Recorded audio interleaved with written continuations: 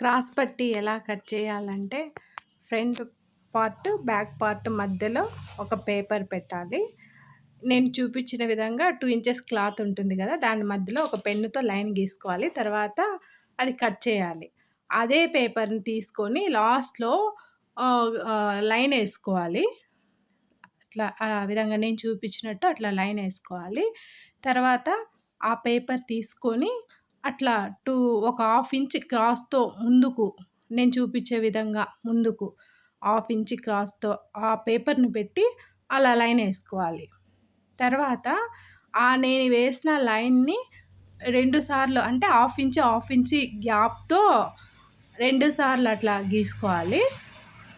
గీసుకున్న తర్వాత లాస్ట్‌లో half inch కుట్లోళ్ళకెళ్ళిపోతుంది.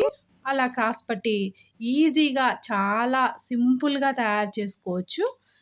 మనం ఏమీ కష్టపడాల్సిన అవసరం లేదు. ఒక్కొక్కరికి ఒక విధంగా క్రాస్ పట్టొస్తుంది. మనం టెన్షన్ పడాల్సిన అవసరం లేదు. భయపడాల్సిన అవసరం